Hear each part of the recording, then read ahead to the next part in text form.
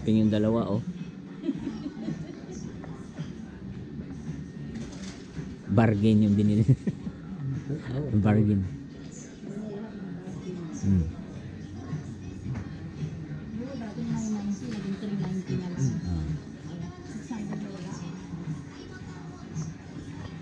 Yan lang ang ginagawa ko. Vlog. Mapapanood nyo rin naman ito. Papadala ko nito kay Telice. At least nagkita tayo dito, no? To. Unang punta ko ang bahay.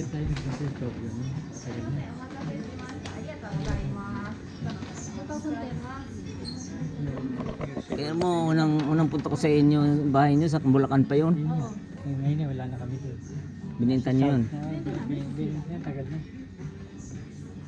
So itong sa Muntinlupa, village din yan. Maganda rin naman kasi Muntinlupa, no? San Pedro yun. Boundary kami ng Muntinlupa at San Pedro. Napakalapit namin sa airport.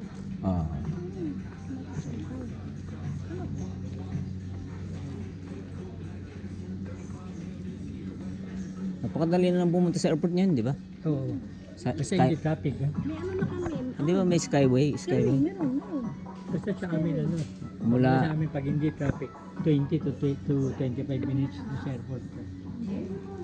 mula Muntinlupa. Ganun kabilis. Kasi yung skyway, di ba? Mula ano yan?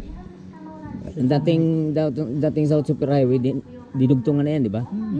Sana Hanggang Batangas na yan, di ba? wala pa. Ay, hindi pa tapos. Wala pa, hanggang ano pa lang. Skyway, hanggang ano pa lang. Hindi, yung expressway.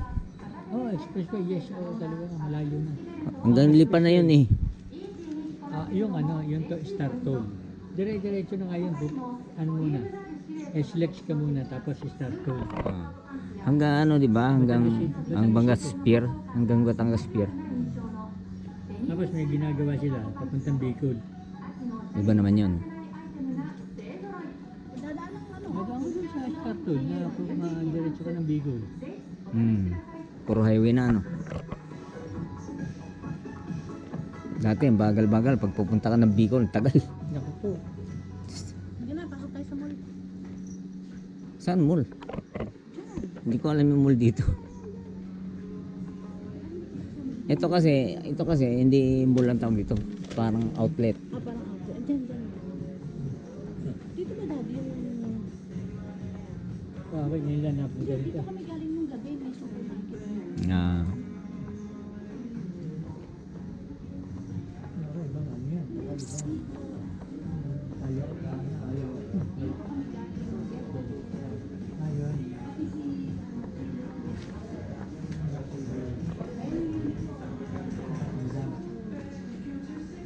ayan ang Uniqlo. Mayroon na rin sa Pinas yan, di ba? Meron po na Uniqlo. Lagi, mga pantalon namin, puro Uniqlo. Inaintay din namin mag-sale. Ito, Uniqlo. Hindi kami bumibili ng design. Pero hindi ko binili ito sa sa Uniqlo mismo.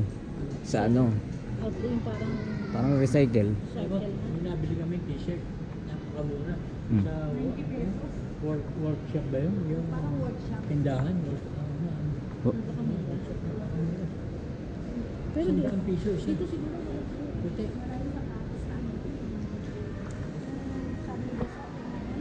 Ayun, Ochino pa. Mahal yun. Oo nga. Omnitsuka. Omnitsuka, meron ba dito? Onitsuka. Omnitsuka? Wala. Hindi yan ang Hindi. Ano yan? Isang brand lang yun. Oo. Ano, sikat na brand yun. sa atin eh. Ang maker noon, Asics. Ito na. Asics ang gumagawa noon. Onitsuka. Talagang ano yun, yun ang pangalan ng tindahan. Nagpabili rin sa akin yan eh. Exclusively for talaga Omnitsuka. Yung kaibigan ko taga Bacolod, umorder yan noon sa akin. Binili ko siya. Omnitsuka. Ang mahal. Mahal ba yun? Ate, mga 8,000. 8,000. 5 daw. 5. Oo, sa premium outlet ka makakabili nun. Ewan ko lang kung meron dito. Parang wala eh. Hindi naman kasi outlet ko eh. Yata mo yung food short. Ayun. Ay, ganun.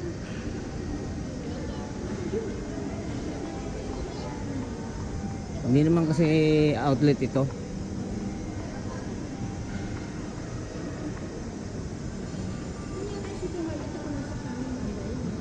Oh, ayan, yung Yoko. Yoko. Yung Yoko, di ba? Yung ayoko, sabi ko na. Yoko. Ayoko. Yung paggabi na, ano na, mura na lang yung mga pagkain na. Ano? Wala ng battery. Palit na ako ng battery. Palit ng battery. Wala na siyang battery. Meron pa siyang regalo sa akin. Sino? Yun, present daw yun, present. Napili pa ako. Ano ito? Napili ka? Hindi, sige. Nakakatawa. Kasi order ko kids hamburger. Kids. Gusto ko. Pansit kinain namin. Ang lisan. Pansit kasi kami. Ayan, medyo mabigat pa siya. Hindi, ako nang hapon, ganyan talaga dito. Actually, iba, hindi nga kumakain sa bahay yan. Nakita namin sa isang dahil. Ito yung isang high top. Oo, doon sila kumakain. Oo, doon sila kumakain. Kasi mura, kasi piso niya. At saka yung mga punta ko magluto yan. Hindi na sila magluluto sa bahay. Tamad. Yung kahit nga yung misis mo, misis, may asawa, nagtrabaho, nagtatrabaho. Hindi na ginagawa ng baon yun. Kung ganyan ang asawa, bibili pa na ng ano sa Siling-Ibig, ng bento. O kaya, tulad ng kampanya namin, isuki na kami yung bento, deliver ko yung tanghali. Namin lahat. Kung gusto mo, pero kung may baon ka, hindi ka na-order. Ngayon kung wala, hindi ka nagbabaon nga pag tanghali, pwede ka umorder ng dito. Tuwing tanghali yun, hindi ko sa'yo. Puro matatanda ang mga bata. Ay, naku, yung mga bata dito, tamad. Ito, may laruan ka pa.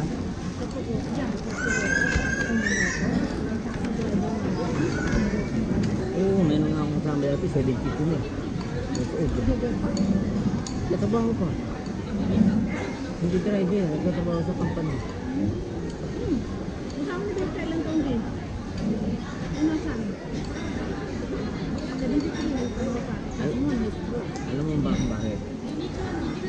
Kung mag-retirement sila, tapos maliit lang din yung pension nila, makukuha. Kulang din. Kaya kahit nag-retirement sila, nagtatrabaho pa rin sila, yung mga trabaho ng gagawin na, kaya ng security guard. O, meron yan dito, security guard. Pero hindi araw-araw yun. Kasi 3 times a week lang. Para lang sapat din sa akin. Baka may dagdag ko sa ano nila, panggastos. Ganun yung hapon. Kulang yung sapat. Kasi ang mahal dito, diba? Ang mahal. Ngayon, nagtaas na naman. Oo, nagbabago. Mag-resign. Mag-resign sabi. Kasi nga, bumababa naman yung yen.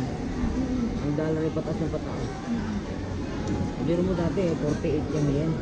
Ngayon, Halos ano eh. Halos 50, ano eh, 1/2 eh. Ng pera natin eh. oo. Eh, biglang bababa. Kaya nga, swerte kami na kami sa Pukome. 0.36 lang. Ngayon, 38 yata. Tumas nga. Pero nung isang linggo, 40 yun. Kaso mo bumaba na ulit. Bumawa na naman.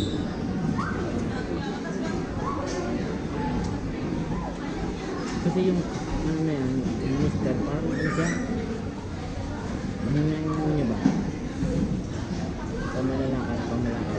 Although, tumutulong naman siya sa Pilipinas. Ang patara din ako pinakayo ng abet. Mabait yun. Mabait yun, si Abe. Alam mo, kaya pinatay. Sabi nung pumatay, yung nanay daw niya, meron kasi ng religion dito. Hindi niya sabi ni Lende. Religion kasi ni Abe at saka religion ng pumatay.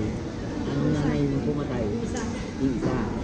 Ay naubos daw yung pera ng nanay niya, kabibigay daw Yung doon. dating prime minister, essential Abe. Sa religion nila, Sa religion, yung ano, yung kukurits, Kyukay, tawag doon kukurits. inubos daw ang pera ng nanay niya. Donate. Oo, kasi dami daw yung pera dyan. Nagbigay sila, may mga regalo pa yan. Nang babae. Hindi naman pastor na niya, pagkalahay. hindi naman mandatory, pero Yung nilinis namin.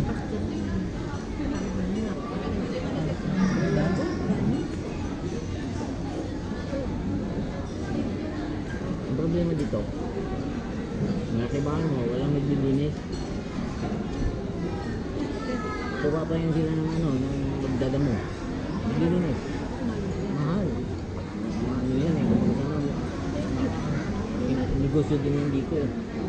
Yung mga nagtitrim ng bonsai. Kapag mayaman ka dito, di ba, puro bonsai ang mga kahoy sa harapan ng bahay. Talagang kailangan talaga. Oo, inaalagaan nyo. Eh, sayang yun. Ang mahal-mahal yun. Tapos hindi mo paalagaan.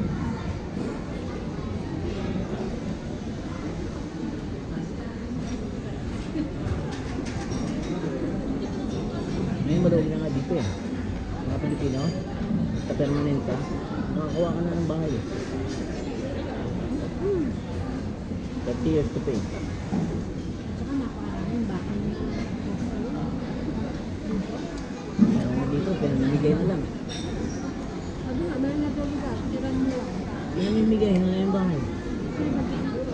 Kaso lang, malayo nga lang. Ako ko naman. Malayo. Nakalayo na lugar. Kaya naman ng iba. Kasi malayo daw. Walang trabaho. Hindi kasi malayo sa trabaho nila. Okay lang yun kung may farming. Kung pwede ka mag-farm doon.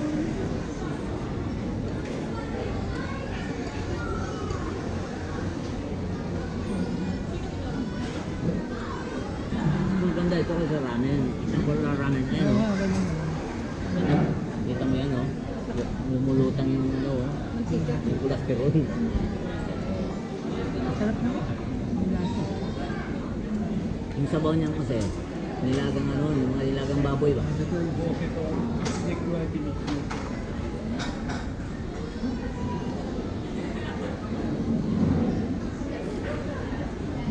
Ano sharing mo ko ng internet na kami, pinakontak nila ako. Hmm. Dito kaya internet dito mo.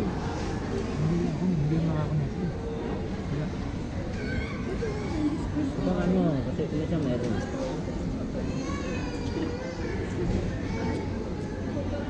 Hindi rin ako marunong mag-connect eh. Sa hotspot yan.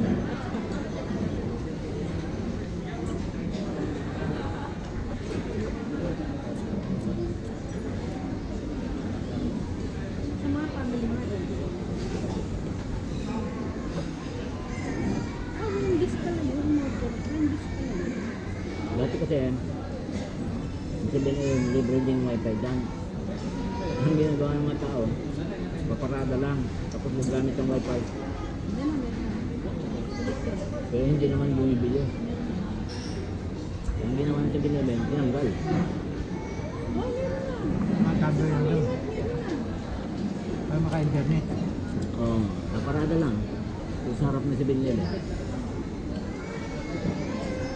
Yung iba, naka-standby doon.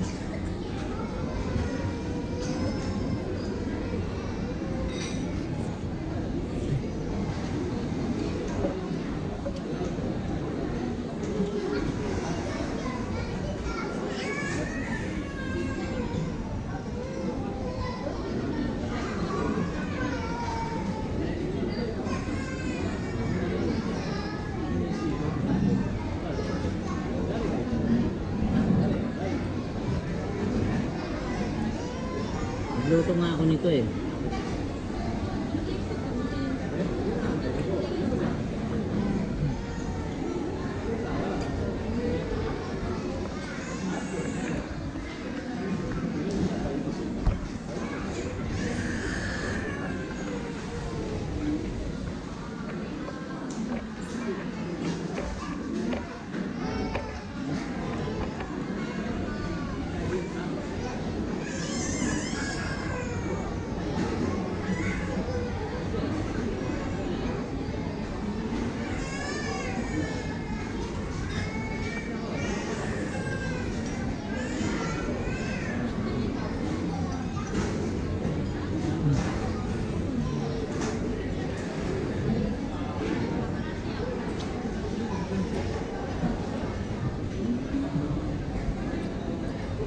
Hindi susunod tayo. Ayaw mo sumulipat.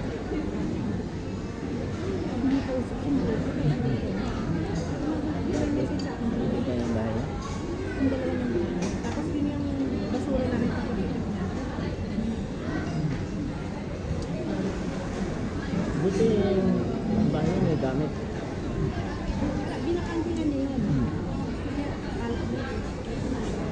Hindi yung tinutulugan niya.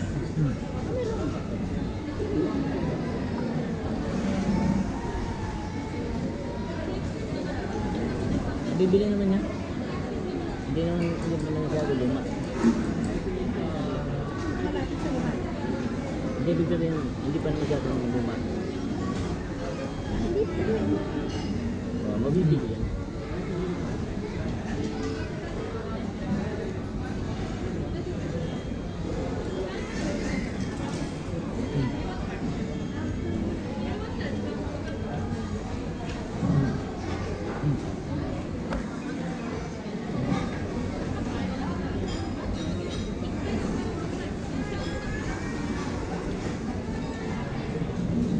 Ganda namin sa Caps. Mura lang yun. Ano lang, bali, Hindi ka pa kumuha. Hanap, ikot na mga ikot. 35 pesos. Ikot nga, ikot. Hinahanapan ko yung yogurt na yun eh.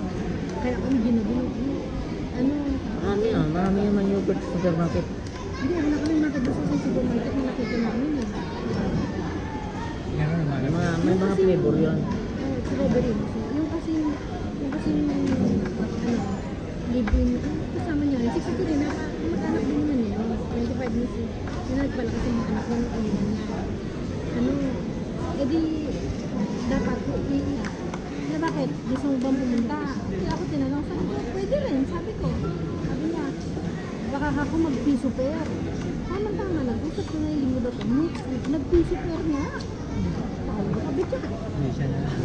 may piso pair, may piso pair. Sige. Sabi Peso ko, persa. Pacific. Yung Pacific, dalawang tao, 18,000. 9,000 pesos na isang, may bagahe na yun. Kasama na Philippine tax na 1,620 pesos. Gawin mo yun? Kumaga, buy one take one na nangyari. Sa inyo, libre. Tapos sige, kung na tayo apat. Si ako, si ano ito, si Rene, ganyan. Si Rene, 56 years old lang. Walang trabaho kasi ang trabaho lang nila, mag-repair ng bibili sa bahay. Bili-bili. Halimbawa, nabili niya 4 million, mabibenta niya na. Nirepair niya ng 500,000, mabibenta niya ng 6 million. Ganun ang trabaho nila, all throughout sa 20 years. Engineer yan. Hindi. Basta magaling na sila, yung mga kausap na sila gumagawa. Tapos din. Hindi, gano'n. Sabi ko, naku, dalawa pa lang nakuha ko. Sabi ko gano'n kasi, hindi. Sabi niya, magawa ko ka. Ano ka na sa amin nga daw, dalawa. Hindi, nakaalam naman ako after 3 days lang yun eh. Nung ika-third day na, meron. Sige, kunin mo yan. Hindi, nasa Danang, Vietnam kami. Sabi ko, Betya, handa mo na yung mga dokumento ni Rene, August, kaya na alis natin. Sabi ko, July mag-submit na tayo ng visa application. Sabi ko, paano kaya gagawin ni Rene yung nagtrabaho? Ano maganda ako, retired. Kunwari, retired na, day 56. Tapos naisip ko, ano kayang, sabi na nag-retire ko, hindi pwede sa kumpanya. Hindi nga na-retirement papers eh. Mga lumang ITR, mga ganon. Naisip ko, kunwari nag-buy and sell sila ng coaching ito, pero nung nag-pandemic na, nag-retire na sila, tumigil na sila. Tapos, ang ginawa ko, inotokapit yung visa niya, yung mga travel namin sa Japan, sinabi ko lang na nakaya na pupunta sila ng Japan, tapos sinabi ko na gano'n, magka-process sila, nag-retire, ganito ko, wala siyang ITR, gano'n. Nag-submit na ako ng letter. Binalang nila ng hanggawa na Lunes. Lunes, hindi binigyan ng statement ang bangko. Sabi ng agency, bumalik po kayo ma'am, agahan niyo bukas ng Martes para ma-submit pa namin ng Martes sa embassy. Na-late sila kasi bumabag din no, na-submit nila, happy na ng Martes, hindi na abot. Dahil sinabit ng agency, Miyerkules na ng umaga yun. Huwebes na umaga, may text agad. Pwede na pick-upin yung passport. Hindi na, walang makapaniwala. Kahit yung anak niya nakakabawa sa IBM, sabi niya, tita, hindi makapaniwala yung mga kaibigan ko kasi 2 weeks na yung proseso ng mga taga-IBM ng visa. Ano nga eh, ano talaga nung pagkakaano ng visa. Ano siya? Napakaswerte talaga. Nakadestino na para mapunta na. Mapunta dito. Napakatagal lang pinagpaplanuhan ang